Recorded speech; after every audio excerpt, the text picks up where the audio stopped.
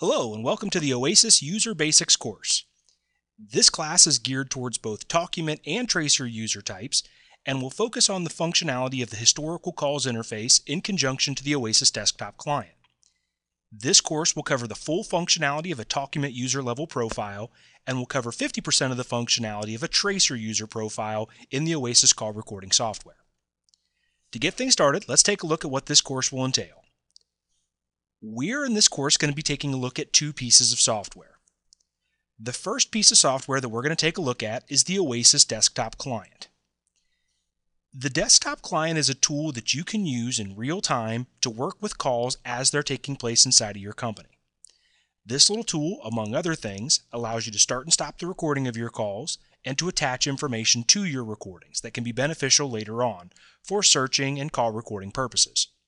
This desktop client does require either a CTI or real-time information stream from the PBX or a Vox connection via Station Tab. If you don't have a Vox connection or a CTI or real-time information stream associated with your extensions, the OAISYS desktop client will not work. Specifically, SMDR environments do not lend themselves to the OAISYS desktop client. Assuming that your PBX gives us the real-time information stream or that we're doing Vox, we'll take a look at what the functionality is of that OAISYS desktop client. The second piece of software that we're going to be taking our time looking at is the OAISYS Management Studio. The Management Studio is the true backbone interface of the OAISYS system. And that's where you go to do 90% of the functionality that the OAISYS has to offer. Among the topics that we're going to discuss in this session, first and foremost, how to search for calls. When it comes to call recording, being able to find the call you're looking for is probably 60 to 70% of the battle. Once you can find the recording that you want to listen to, everything else we'll do in this session is essentially just playing around with it. I'm going to show you how to organize those calls, make them easy to retrieve again in the future. I'm going to show you how to see some information about those recordings, probably most important in this section. I'm going to show you how to listen to the darn things. We thought that'd be pretty nice of us. Going to show you how to put an annotation on a call.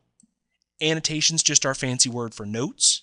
So if you want to put some extra text-based commentary on a recording, you can do so.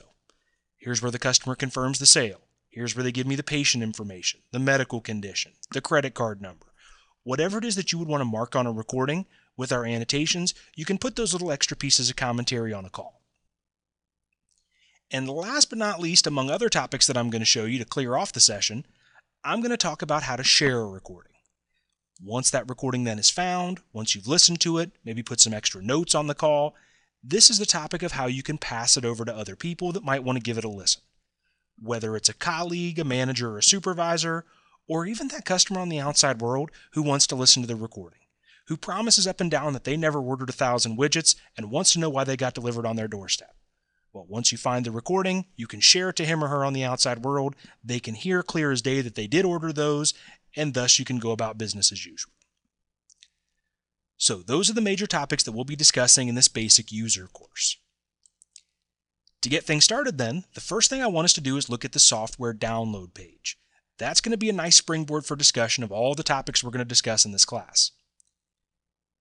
What I have in front of us is the software download page where you are going to get the OAISYS software onto your computer, your PC, your laptop, whatever it is you use on a day-to-day basis inside of your organization.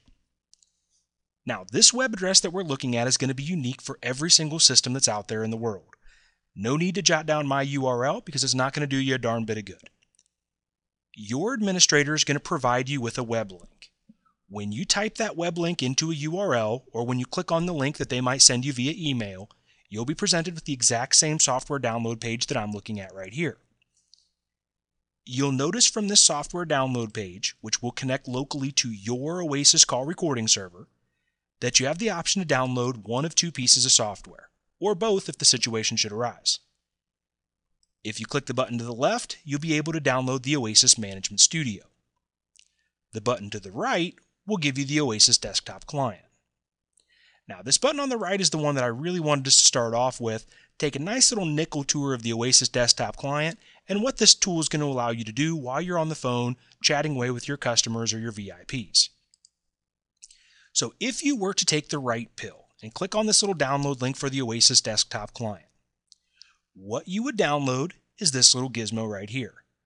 This is the OAISYS desktop client. Now, this is just a lightweight little piece of software that you can choose to deploy however you'd like. Again mentioning, it's dependent on an OAI or CTI, in other words, a real-time information stream from your phone switch, or a Vox connection to the phone switch in order for this little application to work. It will not work in SMDR integrations or any data stream that's not in real time.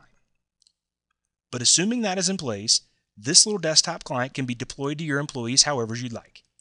You can put it on 100% of employees' desktops. You can give it to 10% of your employees. You can give it to nobody. It's yours to do with as you will. But here are the things that it's going to allow all OAISYS users to do.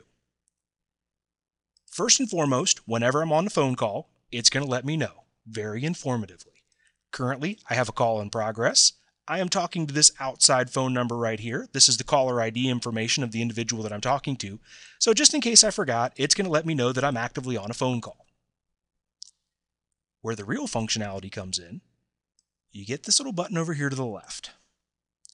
And if you have been granted permission, you can use this little button to start and stop the recording of your calls.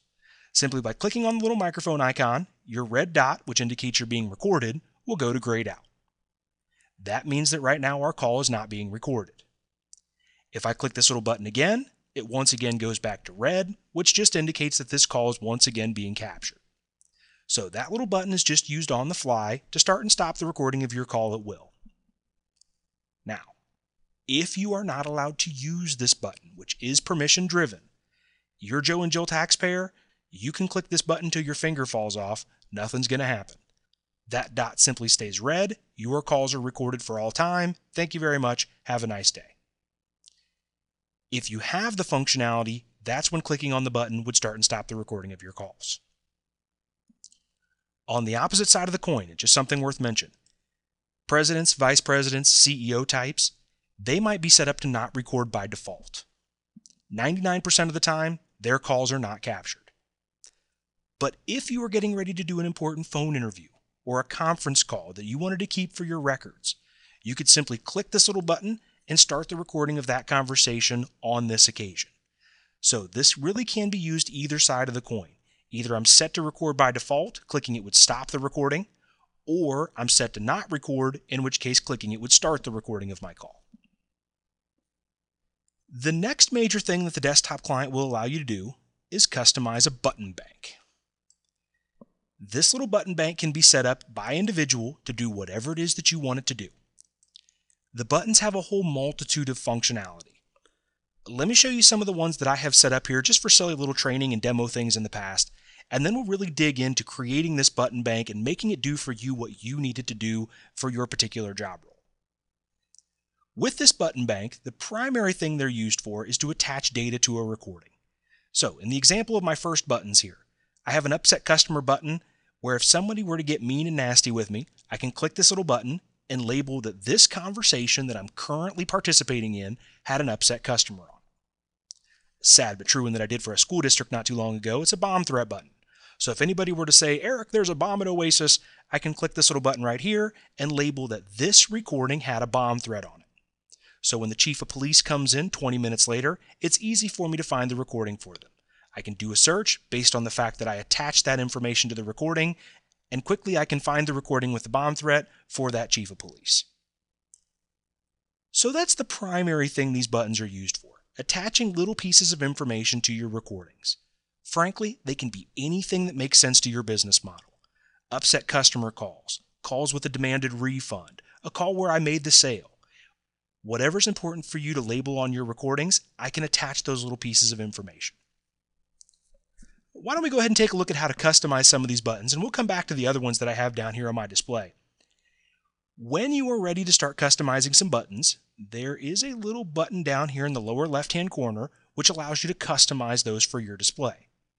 Now, as soon as you download the desktop client, none of these buttons are going to exist, so you get to create these for yourself. If you click on that little new icon, it will pop a box for you, and it's simply going to ask, all right, what do you want this button to do?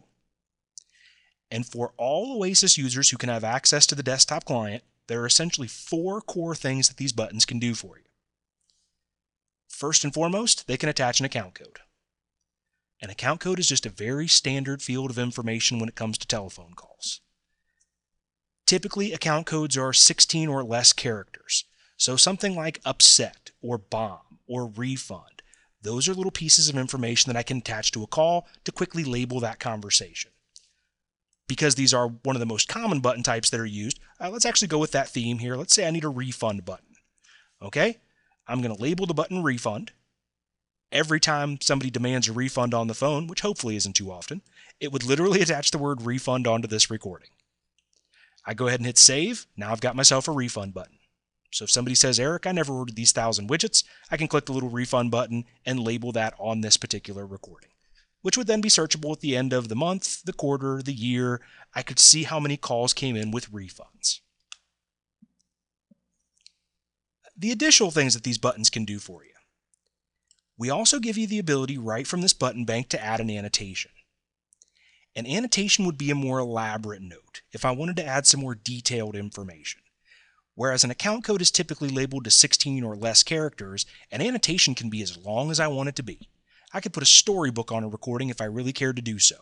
So I could say, here's where the customer ordered 1,000 widgets sent to 123 Fake Street in Omaha, Nebraska via expedited postage. It would prompt me with a field where I could type in as much text about that recording as I'd like to attach. That would then also be searchable criteria at the end of the call, so I could go in and find all those calls with expedited postage or that went to 123 Fake Street. Next option that can also be used, a nice little handy tool here, navigate to a web address. So if I want to, I can have it take me to a URL. Just like with my Google button down here that I had ahead of time. If somebody needs me to go to Google and do a quick search for them while I'm on the phone, I can simply click that button and it would take me directly to google.com. Or any other website that you might commonly use while you're on the phone. If there's a website where you type in credit card information, I can quickly get to that credit card information field. If there's a website where I can look up specs or FAQs, I can do quick searches for web addresses, pop those up, and be able to quickly and easily answer my customers' questions. And last but not least, you can also customize your own columns of information. Oftentimes, these are used to present little drop-down menus where you can choose from among several different things that you might commonly see on your recordings. In fact, I have one of these already pre-programmed, so let me show you what this might look like. These are traditionally set up by your administrator. Your administrator can create these little call columns, and we can attach information unique to your business model. So here's one for a car dealership. If I click the little car type button, instead of immediately attaching information to a recording, I can prompt myself with a list of things that I might want to attach. Keep in mind this is for a car dealership, so what we did was customize all the different makes of cars that are out there. So if this person calls in about a Honda, I can label this particular recording about a Honda, hit OK, and now I've labeled that on the recording. The nice part is now I've consolidated these buttons. I don't need to have one for Jaguar and BMW and Toyota. I can just have one button that takes me to a drop down of all the different car makes that would be out there, and I can label the one that's appropriate. I can then have emails sent out. Send an email to the Jaguar specialist every time somebody calls in about a Jaguar. I can run searches on this later on. Find me all the calls where people were interested in a BMW or a Mercedes. This is now information attached to the recording that I can use for purposes later on. Those little drop-down menus I've seen used 100 different ways. In hospitality, here's somebody that needs an early check-in, a late check-in, champagne on arrival. Debt consolidation firms, here's a new client, somebody that's going to pay in full, somebody that needs an extension on their loan. Take those common call types, build them into a drop-down menu so that you can label those pieces of data on your recordings. At the end of the month, that's now searchable criteria. You can see how many new patients there were. You can see how many complaints there have been. All that's now beneficial information to you and your company. With the Document software, everybody has the ability to customize their own button bank. With the Tracer software, just want to mention, there is an option where you can deploy that button bank amongst users. So if you are the sales manager and you make a smoking button bank and you want everybody in the sales department to have those exact same buttons available to them, you can choose to deploy that button bank to those individuals. It would be then hard-coded to their desktop client, And with consistency and uniformity, they would all have the exact same buttons with which they could label information to recordings. You don't have to worry about spelling mistakes or things of that nature. Again, with Document, everybody customizes their own, and then you can set up ones that are specific to your department or to your needs. Last but not least then, with the desktop client, you also get this little ability where you can view your last recording. And this is the last universal feature of the desktop client for all OASYS users that have access to this little tool. The View Last Call button would immediately take you to the last recording that you had on your extension. So if something catastrophic were to happen and a user were to hang up on you before you could take down all the information, I could quickly click that button, take myself back to the last recording that was on my phone, and I could immediately be listening to that recording. So it's a nice way to quickly recall the last conversation that happened on my phone. There is a new enhancement that's also been added to version 7 and beyond, wherein not only can that View Last Call button take you to the last recording, but we can also have quick access to a last segment of your recordings. To access that feature, if you go to File Preferences, you can go to the very last tab on this screen and set up Instant Recall options. And here you can add a whole bunch of instant recall options to take you to last segments or hour sections of your recordings. I currently have one already built into my display that will take me to all the calls that happened in my last hour. I could add another one still that would take me to all the calls that happened in the last 24 hours off of my extension. And I can set up as many of these shortcuts as I would like. Well, once I hit Save, that is now an option for me down in my bottom toolbar. So while I'm on a call, or after recording has taken place, I can right-click, go to Instant Recall, and bring up quickly the last 1 hour's worth of recordings, the last 24 hours worth of recordings, or any segment of my audio that I might be interested in listening to quickly and easily. It'll simply go find all the calls that qualify that happened on my extension, bring those up to me in the Manager Studio interface where I can start working with those recordings.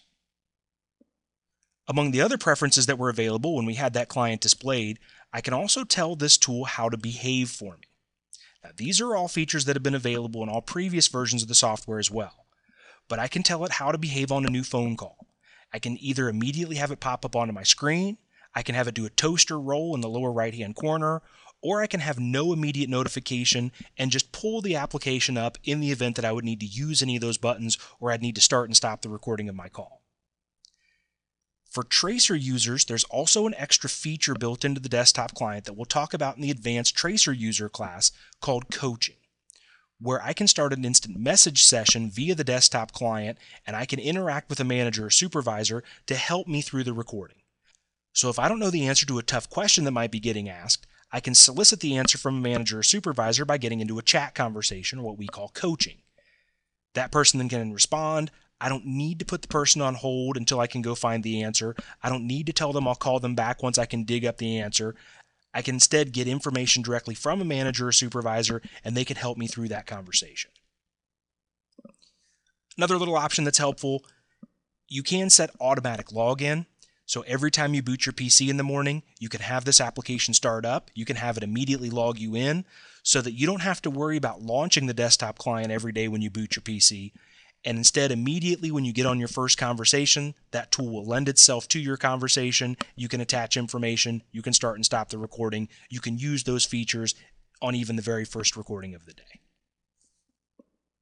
So those are some additional features that are worth mention within the preferences area of this desktop client. Moving on then, the next application I wanted to introduce is called the OAISYS Management Studio. And that really is the true backbone interface of OAISYS call recording solutions. If you then, from this download software page, click on the left button, you will install that Management Studio piece. The Management Studio piece is going to look like this here. First and foremost, it's going to ask you for a username and password combination. That username and password is also going to be sent to you by your system's administrator. Whoever's doing the behind-the-scenes programming of your system is going to set you up with access to the OAISYS server, and they're going to tell you what you get to do, and maybe more importantly, what you don't get to do with that OAISYS solution. So once you type in the username and password that have been provided for you, go ahead and hit OK. That'll load up the Management Studio software, and you'll be able to start playing around with your recordings. Now, this is the last interface that we're going to be taking a look at together in this session. This is what we call the major historical interface. This is where you go to look for and listen to and work with those calls that have been captured in your software. Now, it is kind of a busy screen, so let me give you a quick breakdown of what we have here, and we can go about dissecting each of these sections in good detail as we proceed along. But up in the top right-hand corner, this is what we call your call record field. And this holds for you all of the calls that you have access to in the software, each one just represented by one line in this grid. Now, in my software, I have access to 21,000 and some change recordings. Those are the calls that I've been granted permission to. Some of my colleagues log in, they might have access to 100,000 calls. Others log in, they might have access to 200 calls. It really depends on the permissions that have been granted to you by your systems administrator. So if you don't have permission to listen to the president's calls, you can look for them day and night. You're not going to find them. This is only what you're allowed to do. The same holds true for a lot of the features that I'm about to show you. I'm set up as a Grand Pumbaa. I have all functionality to use all the bells and whistles of the software. When you get back to your system, you might find that you can do 100% of what I show you. You might find you can do 60% or 20%. It really depends on how your administrator set you up in the software. So if you try to do something that I show you and find that you just can't do it, you might need to get together with your administrator and have him or her grant you that permission. It might have just been an oversight, forgot to click a checkbox and grant you that permission. It might have been very intentional. I will leave you to wage that war. Just realize that our profiles are very permission driven. You can do what you can do. You can't do what you can't do. That being said, the next thing I'm going to show you here as we kind of navigate through this interface is this folder tree system. This is where you go to look for and listen to and work with your recordings in the first place. Also where you can do some custom organization and storage of those calls to make them easy to find for you again in the future. It looks and feels very much like Microsoft Outlook, so those of you who are Outlook users, you're going to love us for the look and feel. Even if you don't use Outlook, you're still going to love us. It comes very natural. Next thing that we're going to take a look at is this visualization area here in the middle. This is where you go to look for and listen to the calls that have been recorded. So once you pull up a call of interest, here's where you can see that recording. This is also where your play controls are kept, as we'll see. And then the last piece of real estate here on the screen is our annotations field. Again, annotations is just our fancy word for notes. So there's where I can go to put extra commentary on a recording or review commentary that's been put on there by one of my colleagues. So all of that being said, let's get to it. Let's start searching for some recordings and navigating our way through the screen. Eric, you got 21,000 and some change recordings. How on earth are you ever going to find a call that might be of interest to you? There are a couple ways that we search for recordings in the software, and they are all contained underneath this Find button up in the top right-hand corner. So, if you click the little Find button, that will reveal for you the searching tools. Now, there are two primary ways that we search for calls inside of the software. The first one I'll draw your attention to is the basic search. The basic search, the easy search, both names are pretty befitting. Works very much like a Google search engine. You type in here something that you know, and it's going to help you search for those recordings. It can be quite literally anything. If I know a call went to extension 1037, I can plug that in, hit enter. It'll query all the 21,471 calls and find me all the ones that match that extension string. It could also be a phone number, 513-258-9134. That's actually my cell phone number. Let me run this one to show you it does something. If I plug in that string, run a search, it's going to find me from those 21,000 calls, the 57 instances that were to or from my cell phone number. And there they all are. You can notice there's a match in that number string of my cell phone. So quickly and easily by plugging it into that basic search, it queries those recordings and find me anything that matches the string that I typed in. It doesn't have to be a numeric string. It could also be text. Let's say I'm looking for calls from the outside name of Moore. Or maybe I'm looking for calls that had upset customer calls attached to them. I go ahead and type in that string that I might have attached with the buttons on my desktop client, hit enter, and it'll query those 21,000 calls, finding me the 5 instances of calls where I attached that there was an upset customer on this call. So very quickly and easily, I can leverage that basic search to find particular calls of interest. Now, let me clear out that search, get us back to the 21,000 and change recordings we were looking at earlier, and let me show you another tool that I maybe even prefer, and that's our advanced find capability. I find that the majority of our customers enjoy the advanced find. It's a little more pinpoint accurate, as do my colleagues here at OAISYS. This tends to be the preferred way to find calls inside of the organization. If you click the little advanced find button, what you'll pop is a searching grid. And you can use this searching grid to very specifically start looking for calls that would be of interest. Because typically if you're looking for a recording, you know something about that call, or else you probably wouldn't be looking for it in the first place. Let me run a typical example for you. Let's say Greg comes over to my office, comes knocking on my door, and says, "Eric, I need to find a call that happened last Friday afternoon on my extension. I typed in the person's email address when I sent the email and it bounced back to me. I must have got something wrong." Based on that information that Greg was able to provide, I know a lot of things about the call that he's searching for. I know that it went to his extension.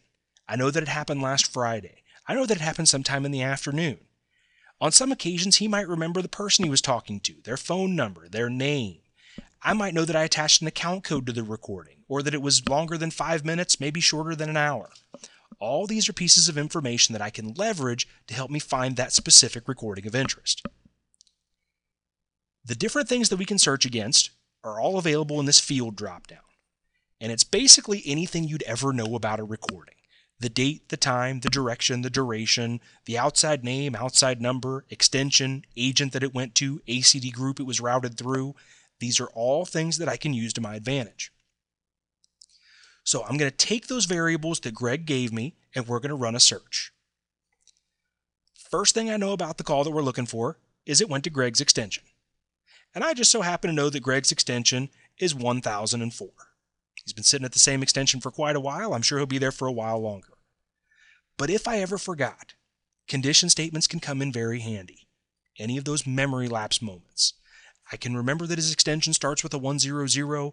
I can remember that it ends with a 04, but for the life of me, I can never remember those other digits. Leverage what you know. Take those pieces that you can put into place.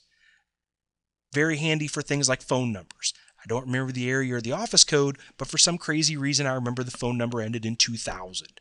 Okay? Phone number ends in 2000. I can leverage that. In this case, though, I know his extension is exactly 1004, so I put together that condition. I click the little plus icon in the middle, and it kicks it over to the right. That now is a searchable criteria. In fact, to show you the nature of the beast, if I go ahead and execute the search right now, it's going to take me from 21,000 recordings down to just those calls that were to or from Greg's extension, which in this case was 509 calls. That's a whole lot of talking. So what we can continue to do is build upon that search. I can throw additional criteria. Let's say I also know that the call did happen last Friday. So I can click on this. Let's say last Friday was June 3rd. Now I've added that date over to my search, pop it over to the right. Now I'm going to find the calls that went to his extension last Friday. Even more specifically, I can say in the afternoon, just to not leave us short here. The time on the recording was sometime equal to, was on or after, was on or before. You can again see these condition statements coming into play. It was sometime on or after, let's say 12 noon flat. That's all we could recall. Pop that over to the search as well. Now, I have no idea what this is going to warrant for us, but if we go ahead and execute this search, we will find all the calls that went to Greg's extension last Friday afternoon. We're down to 6 recordings. There are the 6 calls that went to Greg's extension last Friday afternoon. If I want to listen to one of them, it must be one of these right here. Oh, there it is. Yeah, that call that was 41 minutes and 37 seconds long. That's the one we're dying to listen to. I can click on that call. It loads down below. I can now start working with that recording. So we're essentially building a fishing net.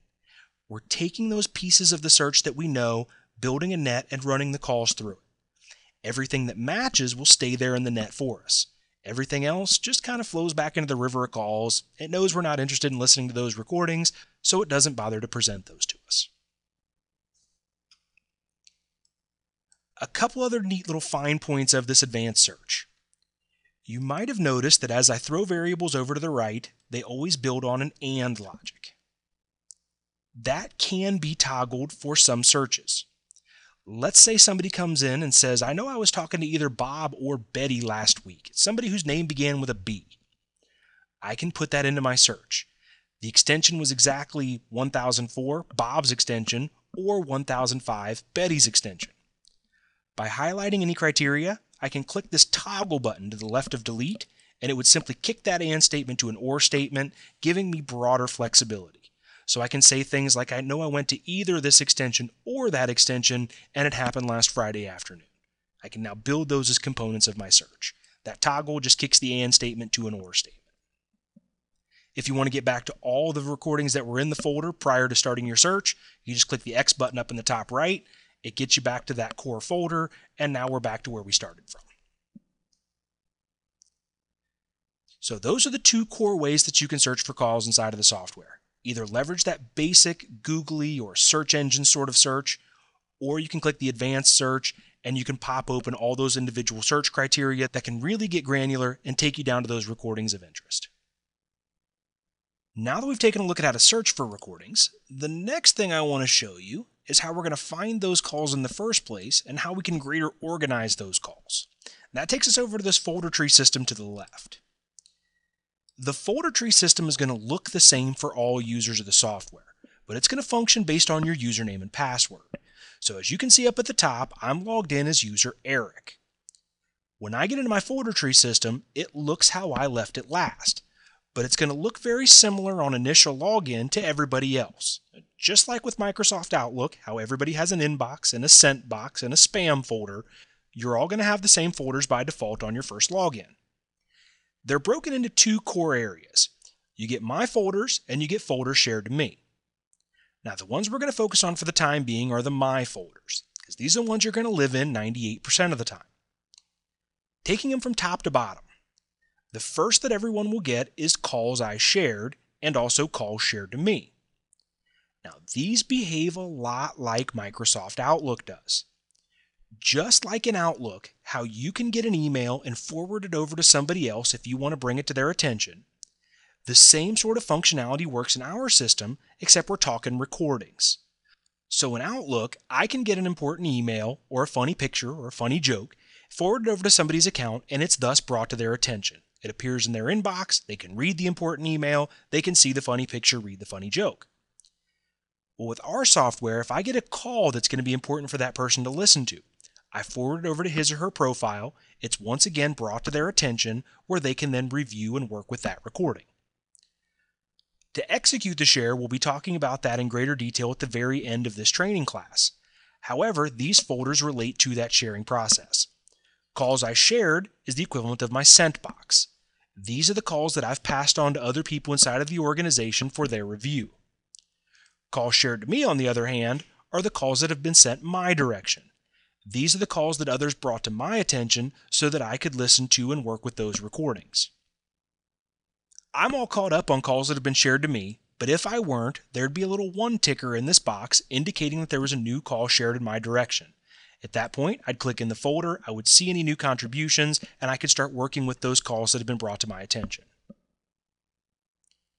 The next two folders are essentially your central hub folders. This is where you're going to go to find your recordings in the first place 9 times out of 10.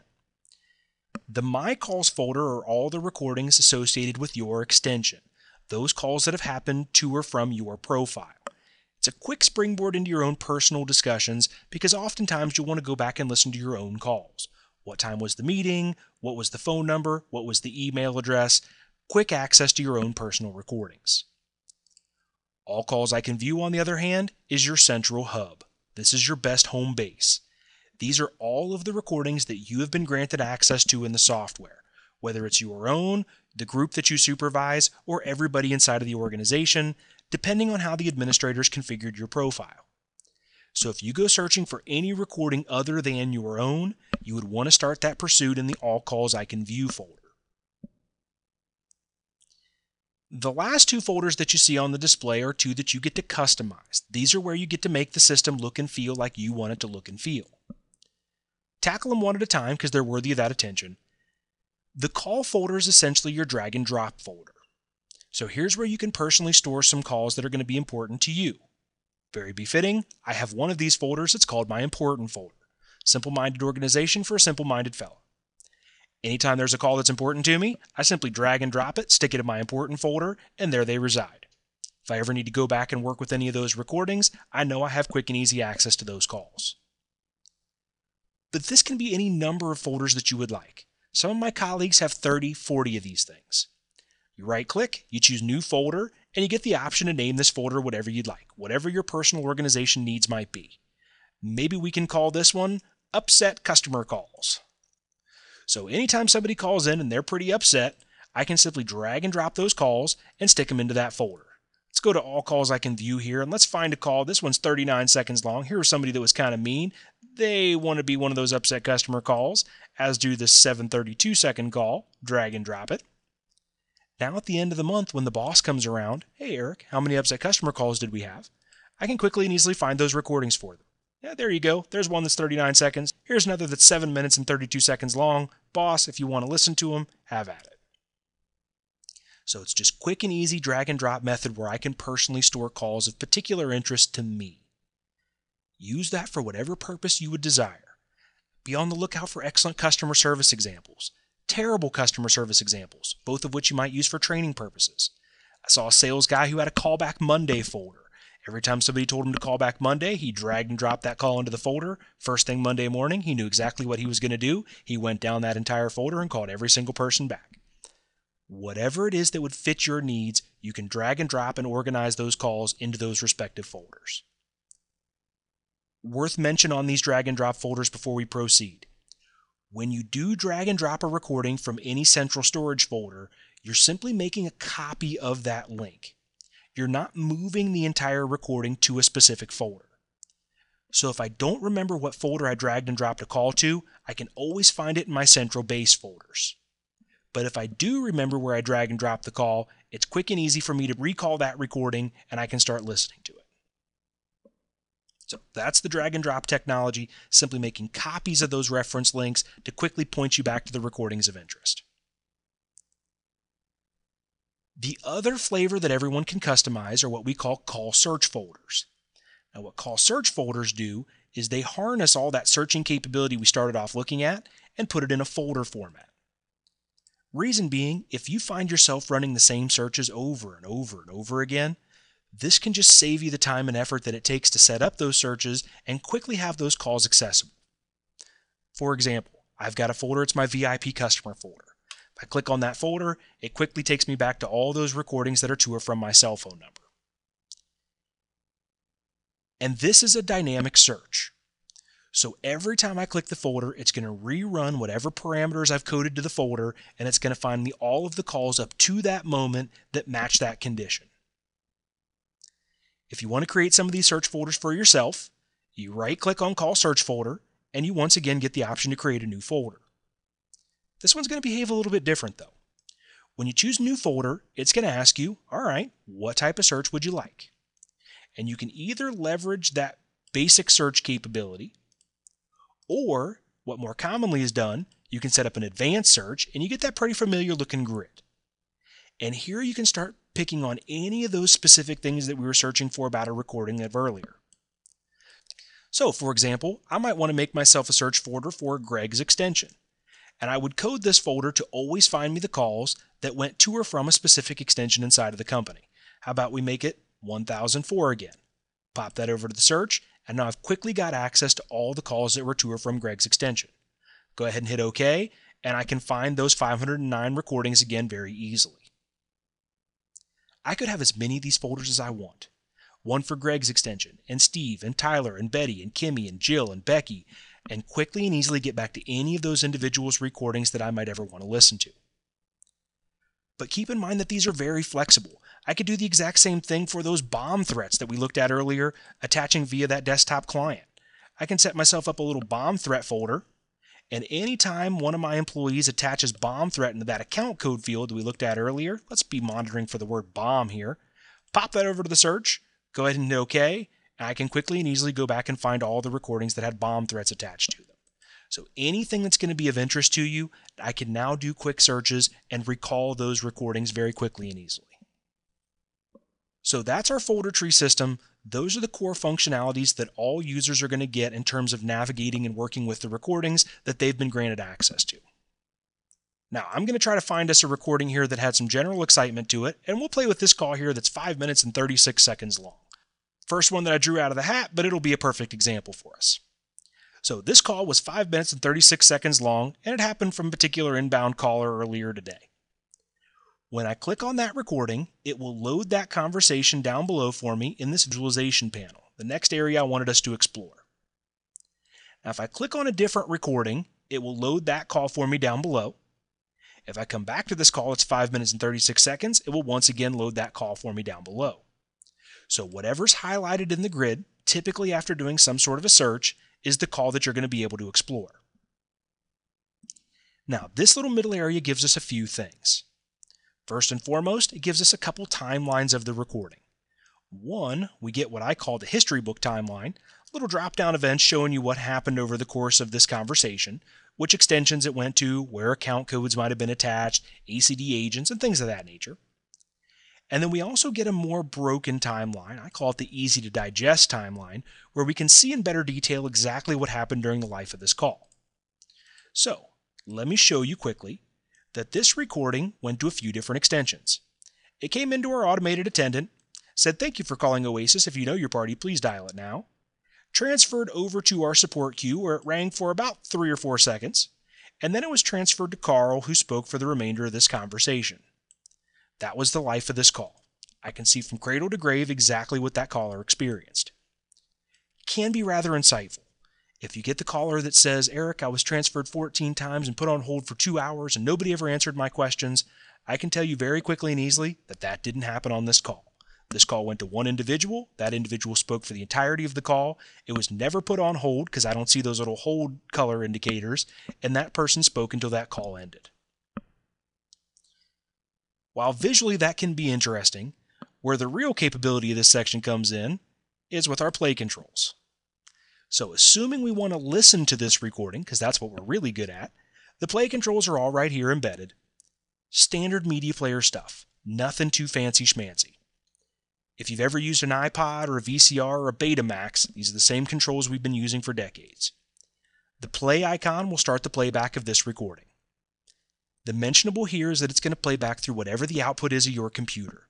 So if you got speakers plugged in, it's playing through your speakers. If you got earbuds plugged in, it's playing through your earbuds. If you got a Bluetooth, it's playing through your Bluetooth. However you listen to an MP3 or a YouTube video is exactly how you're going to listen to our recordings, through that default audio output of your computer. Play times 2 gets you through the call in half the time. Sounds like Alvin, Simon, and Theodore doing the talking, but you can still hear very intelligibly what took place on the conversation and do it in less time. Stop, rewind, fast forward, jump to the beginning. All your standard media player controls allow you to navigate through the recording. My preferred way to rewind and fast forward is to simply grab this little cursor and take it where you wanted to go. So if we wanted to listen to the 2 minute and 30 second mark of this conversation, we could drag it right there, hit play, and start listening to that section of the recording. The little crooked arrow here skips over held sections. So if you don't want to listen to the lovely elevator music, you would just assume get back to real humans doing the talking on the call if this call had been placed on hold.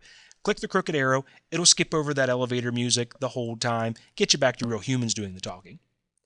And then last but not least, there's a volume control. So you can control the volume of the playback as well. All the media player controls that you need to totally control the playback of the audio. So thus far, we've been able to search for a recording. We can store it and organize it. We can view it, and we can listen to it. All of that what I would consider the core functionality of the OAISYS system. But now I want to take a look at a couple extra bells and whistles. Let's say at the 2 minute and 30 second mark of this conversation, something phenomenal happens. And we want to note this on Carl's recording. That brings me down here to this little annotation section. Again, annotation's just our fancy word for notes. So right here at the 2 minute and 30 second mark, I might want to put a note on the call that says excellent customer service. And I can do that one of two ways. I can either click this add button over on the right, or I can click this little pen and paper icon. It really doesn't matter which one I press because they both do the exact same thing, whichever one my cursor happens to be closer to. In this case, I'll go ahead and click the little add button down here in the lower right, and it pops up what looks like an email template. Now I can type anything on this recording that I would like. Right here is where there was some excellent customer service. If I want to, I can even add some text. Hey Carl, great job at the 2-minute 30-second mark. Come to my office and get a gummy worm whenever you have the chance. Go ahead and hit save, and now I've put a note on this recording. There it is, a note from Eric. It says excellent customer service. If I want to read the gobbledygook, I can click down and it would expand that text out below, and I could read what happened on that recording. A very good mentionable, those annotations are also searchable criteria. So I can now do a search and find this recording again, based on the author, the date it was created, the subject or the text. Find me all the calls with gummy worm in the text. It can quickly and easily find those recordings for me again. So now I've marked a little moment in this recording. That's one of the great dynamics of these annotations. I can put little red flags. Here's where the customer got upset. Here's where they confirmed the sale. Here's where they gave me the shipping address. Put those little moments of the conversation in text form. But how I prefer to use those annotations are for periods of time. So if you left click and drag inside of the timeline of the call, nothing too fancy, just a simple left click and drag, you'll notice I highlight a portion of this audio. With that section highlighted, I can click either that pen and paper icon or the add button again to put a new annotation on the recording. This time we'll use the pen and paper just to show it does the same thing. But instead of putting a note on a moment of the call, I'm now putting a note on a period of the call. From 3 minutes to 4 minutes and 27 seconds, I'm going to tell the boss, this is where you need to listen here. And I can leave it just that simple. Go ahead and hit save. I've now put that note on this recording. So if I share the call over to the boss, a function that I'm going to show you here in just a few moments, he or she's going to know what to do. Oh, I know. Eric wants me to listen to this moment of the recording. They can highlight that portion of the call, click play, and immediately start playing back just that section of the recording. They can even read the extra gobbledygook if I had attached any, and they could see what I had written about that section of the call. Now, this only happens to be a little over a 5-minute conversation, but if the call had been 45 minutes and there's only 3 or 4 minutes that I really need to draw the attention of my boss to, I can share just that section of the call, let them listen to that portion, get them back onto what they do best. I don't need them listening to the 45-minute long conversation, just catch that snippet that's going to be of particular interest. We use this for productivity all the time. If somebody places an order, I don't need to type into an email the logistics of that order. Here's where they ordered 1,000 widgets, send to 123 Fake Street via expedited postage.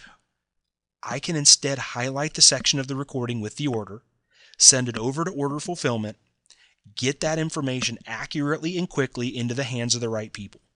I'm not going to mess anything up by typing up an email and transposing characters or digits or addresses, and I can focus on what I need to do best. Let the order fulfillment team hear it right from the horse's mouth, get that information quickly and accurately so that they can fulfill the order. Lots of productivity that can happen on these annotations by way of just passing your recordings to and from your various colleagues.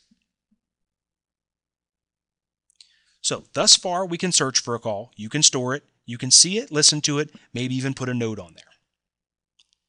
Now has come the time that we want to get this call over to somebody else.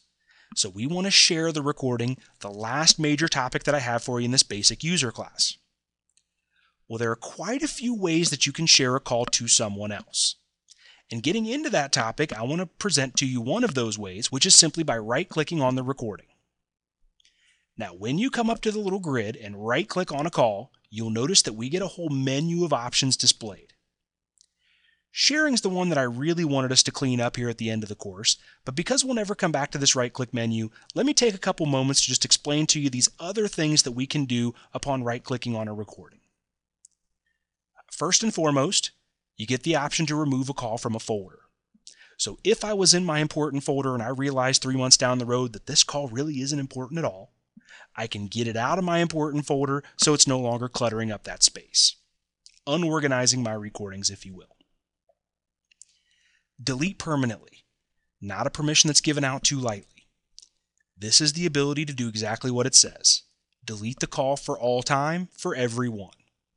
It doesn't just delete the call from your own interface. It goes back to the server and deletes the call off of the hard drive. It will never again be found by anyone. Not many people get this permission. If you do have it, don't use it lightly because you'll never find that recording again. Set expiration date, almost the opposite. I can mark a call as particularly important. So if I think this call might come back to haunt me, I can tell the system to keep it in there until the year 3000, and it would override any backup or archive settings, and it would keep the call active on the hard drive of the server for whatever date that I post. A nice way to ensure that that recording will always be there for my records. Sharing is the one I really want to focus on, but we'll come back to it in just a moment. Export to a CSV file. That's going to export all of your call data, this grid of information, to a comma-separated value file. It essentially looks and feels just like an Excel spreadsheet. So if you ever want to work with the data about your recordings, the durations, the directions, the outside names, the outside numbers, we can get all that information into a cut and pastable format. It's called a CSV file, where you can play around with all that information. If you're someone who likes to make custom reports, that might be really up your alley. A really big one, export audio to disk. This is your ability to convert your calls to various audio formats. Things like MP3s or dot waves. If you want your calls in a format that you can attach to an email, burn to a CD, put on your MP3 player, or post to YouTube, if you have the export audio to disk option, you can do just that. You can turn our proprietary coded calls into a more universal format and save them wherever you'd like. Put them on your desktop as MP3s, put them to a network storage as a dot wave. Once they've been converted, they're yours to do with as you will. Attach them to emails, burn them to CDs. We don't care. Those are your audio recordings. Do with them what you will. Verify signatures, another really big one. This is here in case, heaven forbid, you find yourself on the defense stand. You need to prove to the judge, jury, and lawyers that this is the original call you had with your customer. Yes, they did order those 1,000 widgets. I am going to hold them to that order. What we do is at the end of every single one of your recordings, put on a digital watermark. We can then verify that that recording has or has not ever been tampered with. Assuming that you haven't tampered with the call, you haven't tried to change a yes to a no or dork with it in any way, shape, or form, when you go to the court, we can prove the validity of the recording by verifying that digital watermark. Thus, your recording holds up in court, you win your case, and life is good. That's come in handy for lots of our customers, as I'm sure you can probably imagine. Multi-call playback is another neat feature wherein you can play back multiple recordings at the same time. Let me show you how this one works. If you highlight several different recordings by holding down Control or Shift, I can get a bunch of calls loaded up, right-click, and choose Multi-Call Playback. Then what it'll do is give me a true time lapse of exactly what happened and when those calls took place in relation to one another. Oftentimes this is referred to as event recreation, used by 911 dispatch, police, ambulance, and things of that nature. I can see where one call came in from the first witness, the second witness called in, and then finally we got a call from the victim, his or herself. Maybe I would also see where I dispatched the police or ambulance to the scene, and I can play back all of those recordings in harmony, and I can see how they played off of one another. Were we as efficient as we possibly could have been about this scenario? If you're not in an industry that needs event recreation, this is just a really great way to play back multiple calls at the same time. I can play one call through my left speaker, I can play another one through my right speaker, I can toggle the volumes, and I can hear several calls at the same time. It's very intelligible, it's surprisingly intelligible when you put one call through the left and another through the right, how you can make out what's happening on both recordings and be extra efficient. We also get all your full play controls in here. You can control the speed of the playback, and if important to you, a new feature in version 7 and beyond is Spoken Time Overlay, where I can set an option to give me an actual audio indication of the exact time that this was happening during the call. Also helpful for those defense stand scenarios. If that feature of multi-call playback would be interesting to you, that's something that you can configure in your preferences. So if you go to Config and then go to Preferences out of your Management Studio, there's an option where in historical calls you can view the multi-call player spoken time overlay. If you enable this feature, we can have an audio presence tell us the exact time of day as the calls are taking place in intervals of seconds, from intervals of 5 seconds to 350 seconds. So if we type in some number here, let's say 60 seconds, once every minute they're going to tell me the exact time of day, I can go ahead and hit OK. And having enabled that feature, when I turn on multi-call playback, I will now get that spoken time overlay available. As I'm playing back the audio of the calls, I can go ahead and click on this little time, and it would start speaking to me and telling me the exact time as the calls play back. I can even then adjust the volume of the playback of that spoken time overlay if I need to be able to hear it louder or softer. So that's one neat little feature, the spoken time overlay that's been added to the multi-call playback in version 7.0 and beyond. So getting back to the ultimate topic of interest here, let's right-click and say we want to share this call with somebody else. We've taken a look at all the nice bells and whistles that complement the recording, but now we just need to pass this call over to somebody else of interest, a manager, a supervisor, maybe even that person on the outside world that would like to verify they did in fact order those 1,000 widgets. If we come to the sharing option, go to Create and Manage Shares, we will get a very intuitive window that pops up. And here's where I can start passing that call to people on the outside world. The first thing that I would do in this window is I would search for the individual to have maybe already been created in the software. So this top table are all the current users, whether they're internal employees or external people that have previously been shared with inside of my organization. If I wanted to share this call with Elwood, I would find that individual from the grid, I would kick him down to this lower share with window, and I could now pass this recording over to his profile. I also get some sharing options at the bottom of the screen. How long do I want Elwood to listen? Elwood, if you don't help me out by tomorrow, I tell you what, I won't need your assistance anymore, so thank you very much and have a nice day. Or I can allow him to continually have access to this recording if I'm in no particular hurry for him to listen to this call. This can be very helpful when you're sharing calls to outside customers. You might not want them to have access to the recording for all time.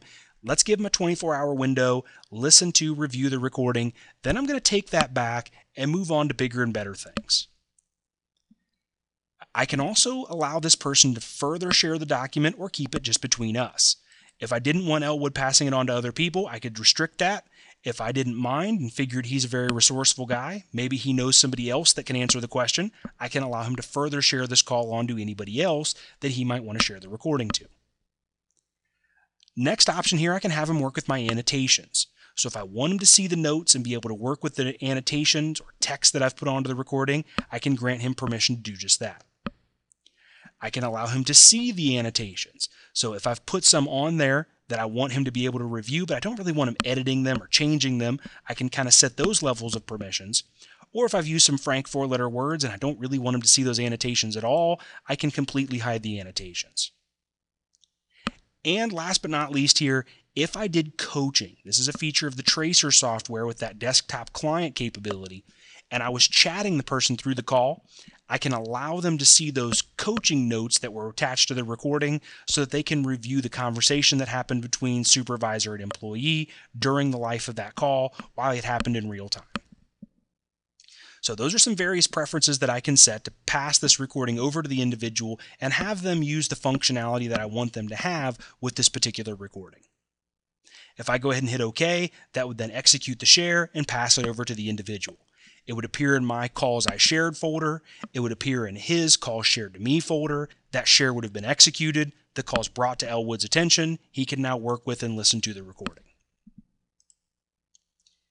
But let's say I want to share it with somebody who's not a user. I need to share this call with Bob the Builder.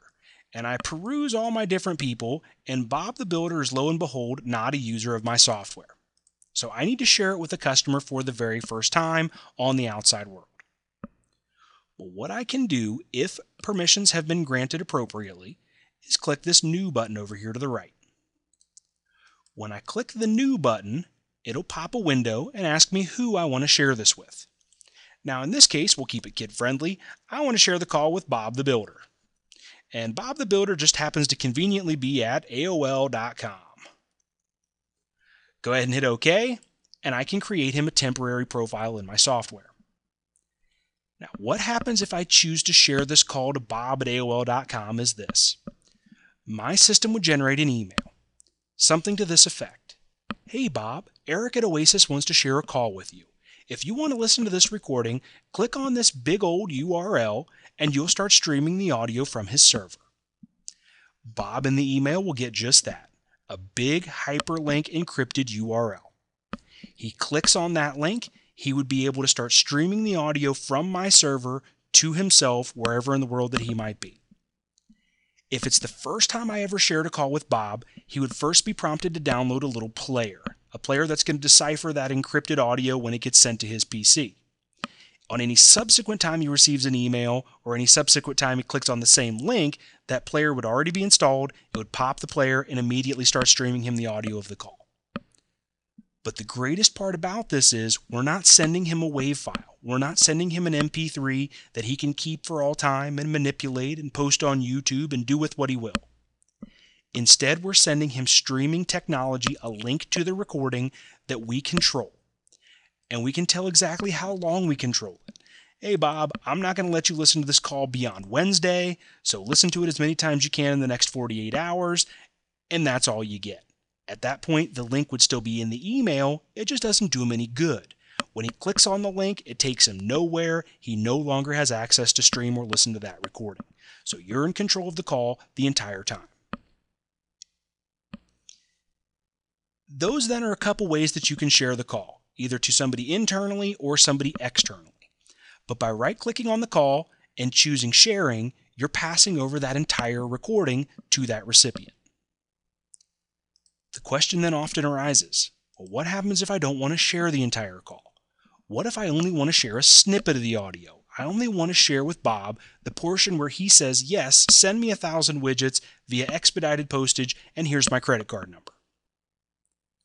Well, we do have some ways to break up these conversations and choose to share just those segments of interest. Here's how that's done. If you left-click and drag inside the timeline of the call, notice again I'm highlighting a portion of the audio. Well, the last three icons I really want to show with you today are these three right here. These are used for segmented sharing of the call.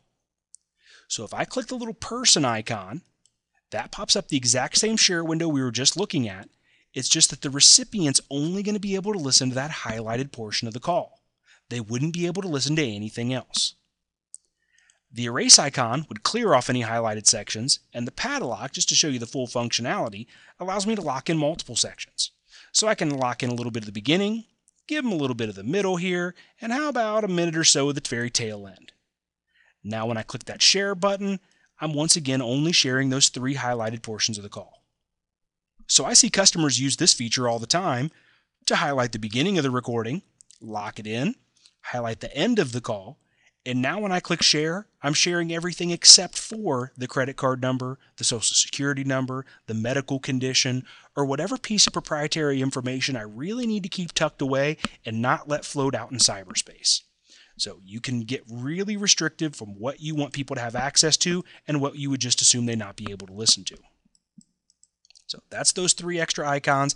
Highlight a portion of the call, share out just a segment of the audio, whether that's to somebody internally or to that person on the outside world that might want to listen to that portion of the call.